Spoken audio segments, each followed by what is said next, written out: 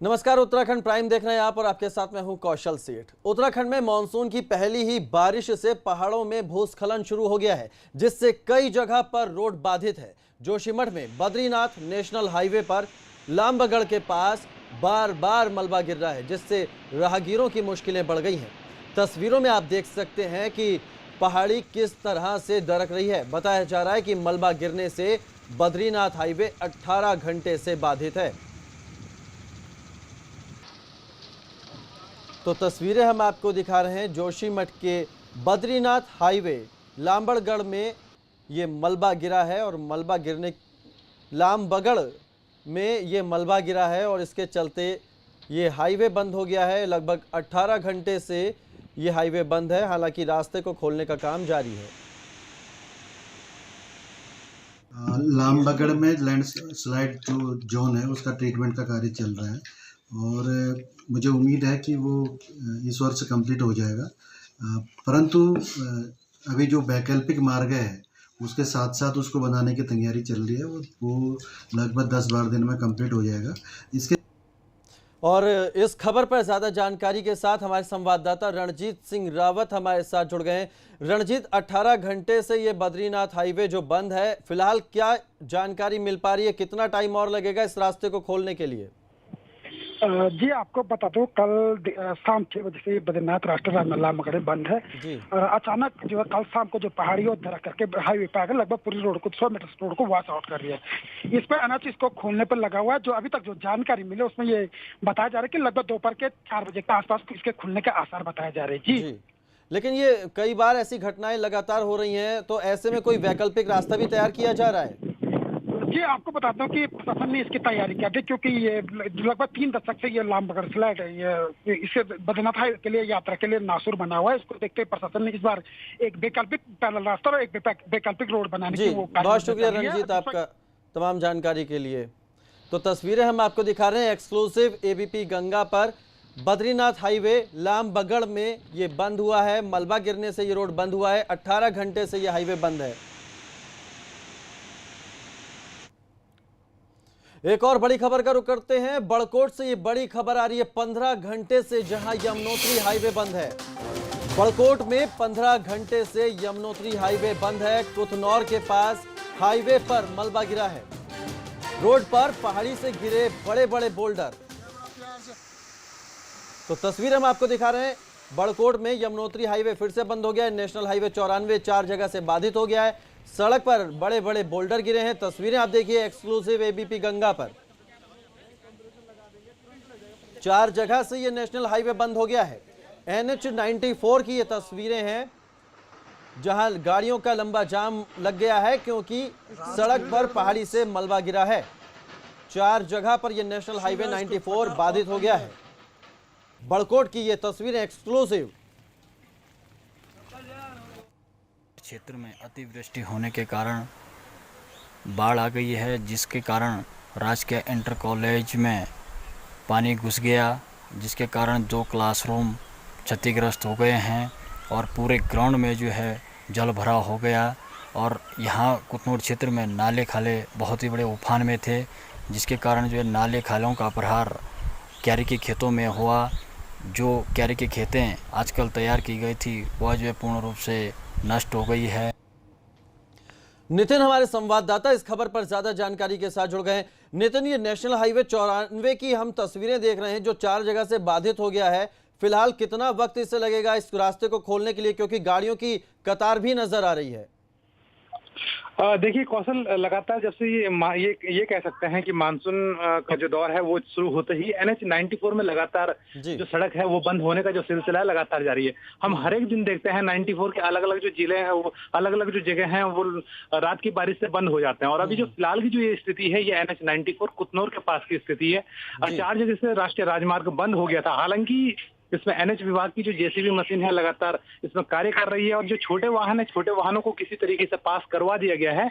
लेकिन जो भारी वाहन है ज्यादा दलदल होने के कारण जो भारी वाहन है यहाँ से आवाजाही नहीं कर पा रहे हैं। लेकिन ये कहा जा सकता है कौशल कि अभी लगातार जिस तरीके से NH विभाग मौके पर मौजूद है और जेसीबी के माध्यम से मलबा हटाने की कोशिश कर रहा है। तो ये कहा जा सकता है कि अब जल्द ही मार्ग खोला जा सकता है। कौशल, चलिए आप नजर बनाए रखिएगा। नितिन, बहुत शुक्रिया आपका तमाम जानकारी के लिए। तो मलबा हटाने का काम लगातार जारी है और हमारे संवाददाता नितिन बता रहे थे कि बहुत जल्द ही रास्ता खुल भी सकता है।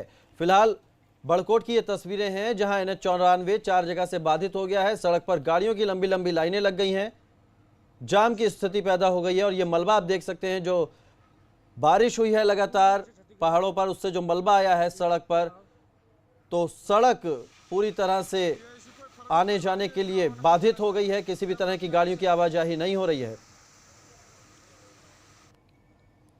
और इस वक्त हल्द्वानी से एक बड़ी खबर आ रही है जहां गुलदार ने एक महिला पर फिर हमला किया है। हल्द्वानी से बड़ी खबर, गुलदार ने फिर किया है महिला पर हमला। ये महिला जंगल में घास लेने गई थी और इस पर गुलदार ने हमला कर दिया। और बड़ी खबर आपको बता दें कि गुलदार के हमले में महिला की मौत हो गई है। तो बड़ी खबर हल्द्वानी से, काठगोदाम के आसपास के क्षेत्र में इस गुलदार का आतंक है। घास लेने गई महिला पर गुलदार ने हमला बोला। काठगोदाम के आसपास के क्षेत्र में इस गुलदार का आतंक था और इस गुलदार के हमले में महिला की मौत हो गई है। बड़ी खबर।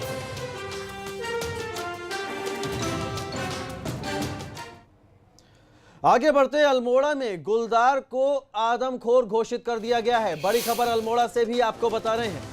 अल्मोड़ा में गुलदार की दहशत है जिसके चलते अब उसे आदमखोर घोषित कर दिया गया है। भैंसिया छाना ब्लॉक के 2 गांव में गुलदार का आतंक है जिसके चलते बिजनौर और हल्द्वानी से शिकारी बुलाए गए हैं। पेटशाल और उड़ल गांव में गुलदार का आतंक है और अब इस गुलदार को आदमखोर घोषित कर दिया गया है। बिजनौर और हल्द्वानी से शिकारी बुलाए गए हैं। आपको बता दें कि इस गुलदार ने एक बच्चे और एक महिला को अपना शिकार बनाया था। जैसा कि आप विदित हैं, हमारे अल्मोड़ा रेंज के बाड़े छीना सेक्शन के पास 2 ग्रामों में 2 दिन के अंतराल पर 2 घटनाएं हुई, जिसमें पहले एक बालक की हत्या की गई लेपर्ड द्वारा और दूसरे केस में एक बुजुर्ग महिला की हत्या कर दी गई है। इस स्थिति को देखते हुए उच्च स्तर से उसको मानव जीवन के लिए खतरनाक घोषित कर दिया गया है और उसको नष्ट करने की अथवा संभव हो सके तो उसको पकड़ के ट्रैंकुलाइज करके पकड़ने की अनुमति प्राप्त की जा चुकी है। तो अल्मोड़ा से हमारे संवाददाता निर्मल उप्रेती भी हमारे साथ जुड़ गए हैं। निर्मल, इस गुलदार को आदमखोर घोषित कर दिया गया है, बिजनौर और हल्द्वानी से शिकारी भी आ गए हैं। फिलहाल क्या कुछ जानकारी मिल पा रही है, कब तक ये गुलदार शिकंजे में होगा? देखिए कौशल जी, अल्मोड़ा के पेटसाल क्षेत्र है, उसमें जो आए पीछे दिनों में जो है यहाँ जो तैदवा है जिसे हम गुलदार कहते हैं, उसका आतंक बना हुआ था। उसने एक मासूम बच्चे को अपना निवाला बनाया था। उसके दूसरे दिन जो है दूसरे गांव से एक महिला को, वृद्ध महिला थी 70 साल की, उसको अपना निवाला बनाया था। उसके बाद जो है पूरे क्षेत्र में दहशत का माहौल था। लोग मांग कर रहे थे कि इसको आदमखोर घोषित किया जाए और इसको कहीं ना कहीं जो या इसको पकड़ा जाए या फिर इसको नष्ट कर दिया। तो इसको लेकर वाइल्ड लाइफ के द्वारा इनको वन विभाग, वन प्रभाग अल्मोड़ा को जो अनुमति मिल रही है कि इसको आदमखोर घोषित करने के बाद इनको शिकारियों द्वारा यहाँ पर जो है इनको या तो इस गुलदार को नष्ट किया जाएगा या फिर इसको ट्रैंकुलाइज करके कहीं ना कहीं पिंजरे में कैद किया जाएगा। फिलहाल ये पूरे क्षेत्र में दहशत का माहौल है, क्योंकि लगातार देखा जा रहा है कि पहाड़ों में जो तेंदुए हैं जिनको गुलदार कहते हैं, उनका जो ग्राफ है, उनकी जो संख्या कहीं ना कहीं बढ़ी हुई है और इसको लेकर जो आए दिन जो है आबादी क्षेत्र में जो है गुलदार जो है रुख कर रहे हैं, जिससे कहीं ना कहीं वो अपना शिकार बना रहे हैं और मानव वन्य जीव जो है संघर्ष जो है लगातार बढ़ रहा है। बिल्कुल, आप नजर बनाए रखिए। बहुत शुक्रिया निर्मल आपका तमाम जानकारी के लिए। आगे बढ़ते हैं, रुद्रपुर से एक बड़ी खबर आ रही है। आपको बता दें, रुद्रपुर में गैस पाइपलाइन फटने से आग लग गई है। रुद्रपुर में गैस पाइपलाइन फटने से आग लगी है। पुलिया निर्माण के लिए काम चल रहा था और इस समय जो गैस पाइपलाइन है वो फट गई और तस्वीरें आपके सामने एक्सक्लूसिव एबीपी गंगा पर। गैस पाइपलाइन फटने से आग लग गई है। एक पुलिया निर्माण का काम चल रहा था और इस दौरान गैस पाइपलाइन फट गई और आग लग गई। तस्वीरें एक्सक्लूसिव हम आपको दिखा रहे हैं। मशीन से निकली चिंगारी की वजह से गैस ने आग पकड़ ली और आप बाकी जो तस्वीरों के जरिए समझ सकते हैं कि आग किस तरह से इस गैस पाइपलाइन से निकल रही है। तो यहाँ पर एक पुलिया का निर्माण कार्य चल रहा था। इस दौरान गैस की पाइपलाइन फट गई और मशीन से जो चिंगारी निकली उसने तुरंत आग को पकड़ लिया। एक्सक्लूसिव तस्वीरें रुद्रपुर से हम आपको दिखा रहे हैं।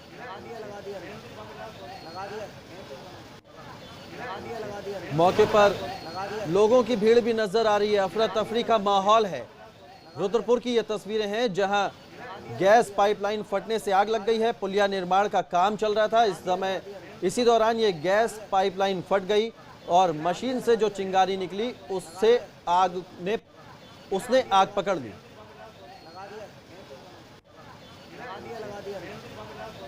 हालांकि इस दौरान काफी अफरा तफरी का माहौल हो गया।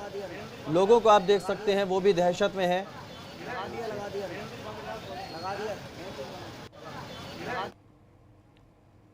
बागेश्वर का एक युवक ईरान में लापता है। युवक के परिवार वालों ने पीएम मोदी और सीएम त्रिवेंद्र रावत से अपने बेटे की घर वापसी की गुहार लगाई है। निर्मल बिष्ट नाम का यह युवक ईरान की एक शिपिंग कंपनी में नौकरी करता था। निर्मल के दोस्तों ने 4 जून को फोन कर सूचना दी थी कि निर्मल का जहाज ईरान और इराक की पर्शियन खाड़ी में डूब गया, जिसमें निर्मल का कुछ अता पता नहीं है। निर्मल की तलाश के लिए ब्रोकर और जहाज के मालिक से संपर्क किया गया, लेकिन सही सूचना नहीं मिल सकी। प्रकाश सिंह बिष्ट जो कि बागेश्वर के निवासी हैं, वो मेरे पास एक अपनी अपील लेकर आए थे कि उनके बेटे निर्मल बिष्ट जो कि 28 वर्ष के हैं और वो उनका कहना है कि जनवरी में मर्चेंट नेवी की ट्रेनिंग के लिए उन्हें किसी एजेंट के थ्रू भेजा गया था प्राइवेट कंपनी में, और जून में लगातार उनसे संपर्क रहा 5-6 महीने, लेकिन जून में बता रहे हैं कि शिप के डूबने की इनको खबर प्राप्त हुई और बताया जा रहा है कि पर्शियन गल्फ में ईरान इराक के पास जो है वो शिप डूबा है, लेकिन उसके बाद इनके बेटे का कुछ सूचना प्राप्त नहीं हो पाई है और अपने बेटे के लिए जानकारी लेने के लिए ही ये कई जगह जा चुके हैं और आज मेरे पास आए हैं। काशीपुर में लगातार बढ़ रहे कोरोना पॉजिटिव मामले के मद्देनजर आखिरकार प्रशासन ने आज सुबह 10 बजे से 2 दिन के लिए नगर निगम क्षेत्र में लॉकडाउन की घोषणा कर दी। आनन फानन में लोग जरूरत की चीजें खरीदने के लिए बाजार की ओर दौड़ पड़े। 10 बजे से पहले काशीपुर की सब्जी मंडी में जबरदस्त भीड़ उमड़ पड़ी।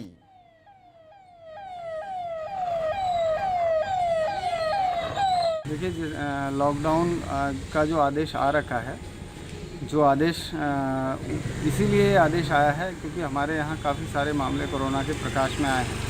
कम्युनिटी स्प्रेड ना हो इसलिए ये आदेश आया है, तो इसका हम लोग पालन इंश्योर कराएंगे। टिहरी में पुलिस ने बिना मास्क और सोशल डिस्टेंसिंग नहीं बनाने वालों के खिलाफ अभियान चलाया और उनका चालान किया। पुलिस ने चंबा, बौराड़ी और बाजार में बिना मास्क और सोशल डिस्टेंसिंग नहीं बरतने वालों का शुरुआत में 100 रुपए का चालान किया और कोरोना के प्रति जागरूकता अपनाने को भी समझाया। पुलिस का कहना है कि लगातार लोगों को जागरूक किया जा रहा है, लेकिन कई लोग इसके बावजूद बिना मास्क के बाजार में घूम रहे हैं और सोशल डिस्टेंसिंग भी मेंटेन नहीं कर रहे हैं। ऐसे लोगों के खिलाफ अभियान आगे भी जारी रहेगा।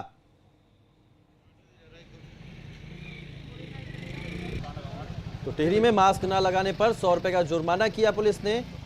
साथ ही सोशल डिस्टेंसिंग का जो लोग पालन नहीं कर रहे थे उनका भी चालान किया गया और हिदायत दी कि आगे से वो नियमों का पालन करें। हल्द्वानी में कैदियों के फरार होने की घटनाएं लगातार बढ़ रही हैं, जिससे कैदियों की सुरक्षा में तैनात सुरक्षा कर्मियों पर सवाल उठ रहे हैं। आईजी कुमाऊं मानते हैं कि लापरवाही हुई है, मगर बड़ा सवाल ये कि आखिर ऐसे कर्मचारियों पर कार्रवाई क्यों नहीं हुई।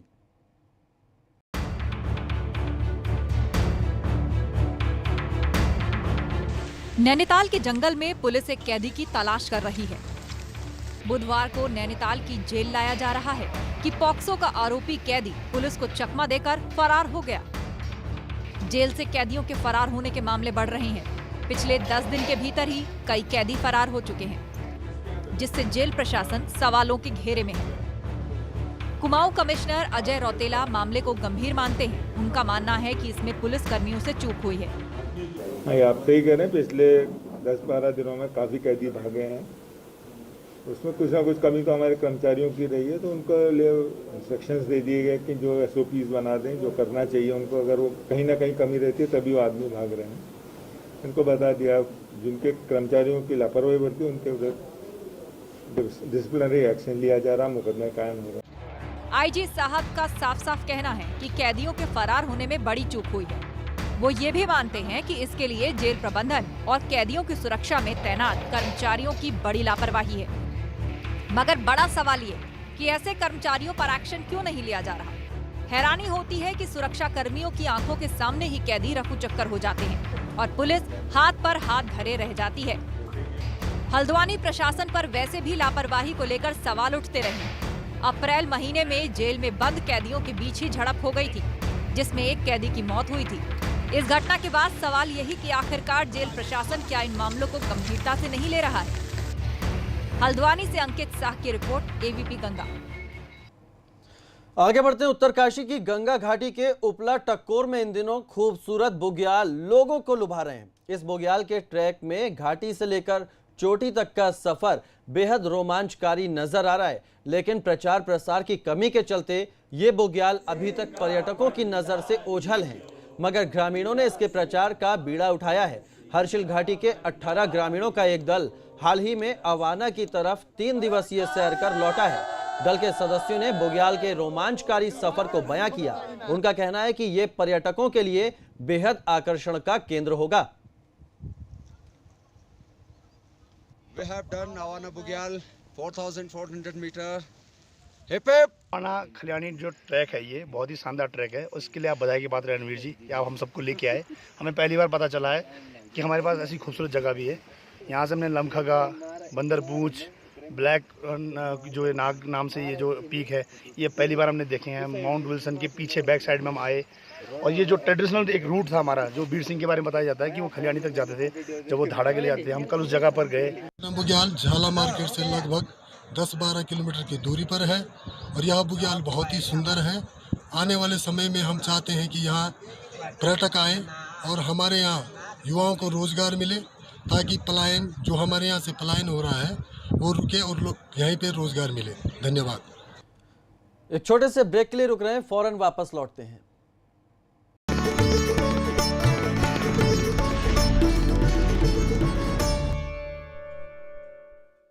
हम सब चाहते हैं कि अगर कोई बीमारी हो तो खर्चे की चिंता किए बिना अपनी फैमिली का इलाज अच्छे से अच्छे हॉस्पिटल में करवाएं। इसीलिए आज ही policybazaar.com से हेल्थ इंश्योरेंस करवाइए। अब छोटी छोटी मंथली पेमेंट्स में, महंगा नहीं है। policybazaar.com, standard terms and conditions apply. बदबू का खौफ कभी नहीं, क्योंकि अब आया है महकती ताजगी भरा वीको का सौंफ। वीको वज्रदंती अब सौंफ फ्लेवर में। वीको वज्रदंती। विराट कंप्रेसिव स्ट्रेंथ अंबुजा सीमेंट। मैं चाय नहीं पीता। हे एक मिनट, भुजिया के बिना चाय नहीं पीता। पिकाजी है ना? हाँ। Amaji loves Pikachi, loves Pikachi. जब पसीने वाली खुजली सताए तो आप ना रह पाए, इसलिए अपना ये एंटी फंगल पाउडर अब्सॉर्ब। इसका डबल एक्शन फॉर्मूला पसीना कंट्रोल करे, खुजली रोके। तो अब खुजली नहीं, अब्सॉर्ब करो। I'm glad I chose LPU. I made friends from all over the world, got mentored by corporate CXOs and His Holiness Dalai Lama. And this great exposure has helped me to grab a job in a multinational company. Think big. Lovely Professional University.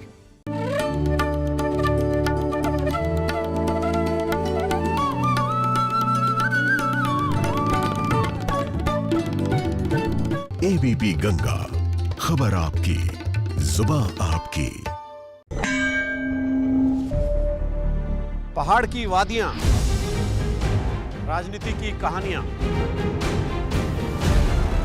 रोजगार से कारोबार तक, देवभूमि की हफ्ते भर की तस्वीर।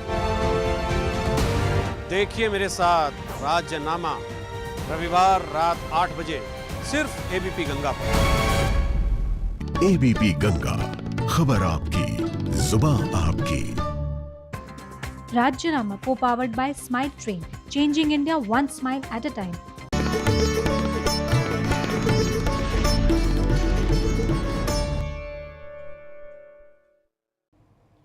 Break के बाद स्वागत है आपका। राज्यसभा सांसद अनिल बलूनी की उत्तराखंड के लिए एक और मुहिम रंग लाई है। रामनगर के पास धनगढ़ी नाले पर पुल निर्माण को मंजूरी मिल गई है। नेशनल हाईवे 309 पर धनगढ़ी नाले पर पुल बनेगा।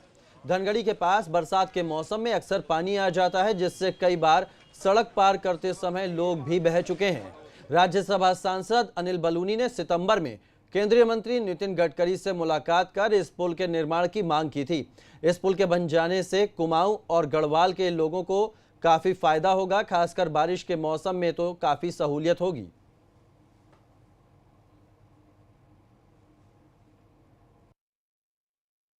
ये धनगढ़ी नाला जो कि नेशनल हाईवे 309 पर है, यह रामनगर को पौड़ी से जोड़ता है। इसी से रानीखेत होते हुए पूरे कुमाऊं का मार्ग भी जाता है। बहुत ही महत्वपूर्ण मार्ग है ये। इस पर धनगढ़ी नाले पर हर बरसात पे ये बड़ा विकराल रूप ले लेता है और बड़ी जान माल की हानि प्रतिवर्ष इस पर होती है। समय समय पर राज्य सरकार के द्वारा और हमारे कई जनप्रतिनिधियों के द्वारा मांग की गई है कि इसके ऊपर पुल का निर्माण हो। विगत वर्ष 4 सितंबर को मैंने भी भारत के जो सरफेस ट्रांसपोर्ट मिनिस्टर आदरणीय नितिन गडकरी जी, उनसे मैंने आग्रह किया था कि इसके ऊपर पुल बनाया जाना चाहिए। उन्होंने उस वक्त मुझे आश्वासन दिया था कि जल्दी इसमें निर्णय लेंगे। मुझे नितिन गडकरी जी की तरफ से एक पत्र प्राप्त हुआ है जिसमें कहा गया है कि उस पुल को स्वीकृत किया जा रहा है। साथ ही इसकी टेंडर की प्रक्रिया भी जारी है और निर्माण कार्य बहुत ही शीघ्र इसका शुरू हो जाएगा। हरेला पर्व को लेकर शिक्षा मंत्री अरविंद पांडे ने उत्तरकाशी में पौधारोपण किया। शिक्षा मंत्री अरविंद पांडे 6 जुलाई से पौधारोपण कार्यक्रम में हिस्सा ले रहे हैं। इस दौरान वो 16 जुलाई तक पौधारोपण कार्यक्रम में शामिल होंगे। दरअसल इस बार कोरोना की वजह से हरेला पर्व का आयोजन बड़े स्तर पर नहीं किया जा रहा है, मगर अलग अलग जगह पर कार्यक्रमों के जरिए पौधारोपण जरूर किया जा रहा है। और सबसे निवेदन करना चाहता हूँ कि प्रकृति जितनी स्वस्थ होगी, मानव जाति का स्वास्थ्य भी उतना अच्छा होगा और आयु लंबी होगी। इस नाते मैं निवेदन करना चाहता हूँ कि जीवन में भगवान जब भी कोई अच्छा सुखद अवसर दे, उस सुखद अवसर को हमेशा के लिए वह यादगार बने। इस नाते बच्चे को, बड़े को, जवान को, सबको कोई न कोई वृक्ष पौधा लगाना चाहिए। राज्य मंत्री रेखा आर्य रुड़की के मंगलौर पहुंची। इस दौरान रेखा आर्य ने मत्स्य बाजार मंडी का शुभारंभ किया। कार्यक्रम के दौरान मछली पालक भी मौजूद रहे, जहां मछली पालकों को मछली की अच्छी प्रजाति के बारे में जानकारी दी गई।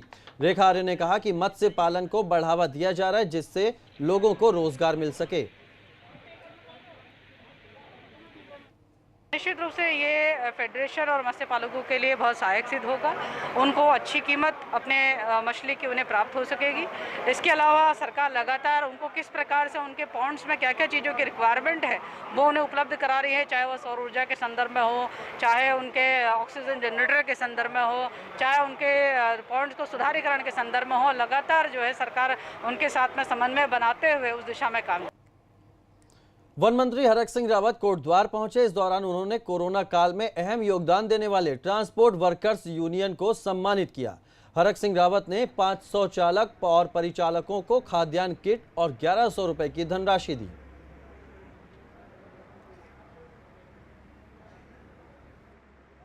जेमो हो, ट्रक यूनियन हो, इनके चालक प्रचालक का इस कोरोना महामारी में बहुत बड़ा योगदान रहा है। गांव-गांव तक राशन पहुंचाना, सब्जी पहुंचाना, दूध पहुंचाना। और जब भी विपत्ति उत्तराखंड में विपत्ति आई है, चाहे जेमो कंपनी हो, चाहे गढ़वाल ट्रांसपोर्ट यूनियन के चालक प्रचालक हों, इन्होंने हमेशा महत्वपूर्ण भूमिका निभाई है। देहरादून पुलिस ने एक बड़े ठग गिरोह का भंडाफोड़ किया है। इस गैंग के 2 शातिरों को पुलिस ने गिरफ्तार कर लिया है। ये लोग एक ऑफिस चला रहे थे, जिसमें इन्होंने लोगों को लालच दिया था कि गाड़ी आप खरीदें, किश्त हम देंगे। कई लोग इन जालसाजों की बातों में आ गए और गाड़ी की बुकिंग करा दी। शातिर ठगों ने ग्राहकों को बताया कि वो 20% गाड़ी की राशि जमा करा दें और बाकी किश्तें हम भरेंगे। पीड़ितों की तहरीर के बाद पुलिस ने दिल्ली से 2 आरोपियों को गिरफ्तार कर लिया है। वहीं एक आरोपी अभी भी फरार है। तीनों आरोपी जम्मू कश्मीर के रहने वाले हैं। 20% कीमत पर जो है गाड़ी जो कंज्यूमर है उसको प्रोवाइड हो जाएगी और 80% जो कीमत है ये लोग इस तरह का क्लेम करते थे कि कंपनी जो पे करेगी और उसके अगेंस्ट में जो गाड़ी है उसमें विज्ञापन एडवर्टाइजमेंट जो है उसमें कैरी करने होंगे। बेसिकली लोगों को बेवकूफ़ बना करके झांसे में लेकर के उनके साथ धोखाधड़ी करने का प्रयास था और इसमें कुछ लोगों का नुकसान भी हुआ है। अभी जो हमारे पास जानकारी लगभग 11 लाख रुपए के आसपास जो है लोग लेकर के भागे हैं। प्रयास ये है कि जो पैसा लेकर के गए हैं वो पैसा पूरा का पूरा हम लोग रिकवर कर पाएँ। उधम सिंह नगर के नवनियुक्त एसएसपी पहली बार जिला पुलिस मुख्यालय पहुंचे। इस दौरान पुलिस कर्मियों ने एसएसपी को सलामी दी, मगर सलामी के बीच ही एसएसपी ने पुलिस कर्मियों को अनुशासन का पाठ पढ़ाना शुरू कर दिया। पुलिस कर्मियों की वर्दी समेत दूसरी कई खामियां मिलने पर एसएसपी ने नाराजगी भी जताई। लोकल में जो स्थानीय संदिग्ध हैं, इन दोनों का प्रभावी निगरानी हम करेंगे। इनके खिलाफ प्रभावी प्रिवेंटिव कार्रवाई हम लोग करेंगे, नंबर 1। दूसरा जो है ड्रग्स और नशा, एक चैलेंज वर्तमान में है। इसमें हम जो नशा करने वाले हैं, ड्रग्स लेने वाले हैं, उनको आइडेंटिफाई करेंगे, उनका प्रोफाइलिंग तैयार करेंगे। उनका प्रोफाइल तैयार करके उनकी काउंसलिंग की जाएगी उनके साथ, उनके पेरेंट्स के साथ, और पर्याप्त समय दिया जाएगा। अगर सुधरते नहीं है तो फिर इनके खिलाफ विधिक कार्रवाई होगी। लॉकडाउन के दौरान उत्तराखंड में सुसाइड के मामले बढ़े हैं। ऐसे में दून पुलिस अब ऐसे लोगों को एक ऐसा प्लेटफॉर्म देने की योजना तैयार कर रही है जिसमें लोग अपनी समस्याओं को शेयर कर सकें, जिसके लिए दून पुलिस ने नंबर भी जारी किया है। 0135-272-2100 नंबर पर लोग कॉल कर अपनी समस्याएं बता सकते हैं। लॉकडाउन के बाद अभी तक सुसाइड के 200 से ज्यादा मामले राज्य में आ चुके हैं।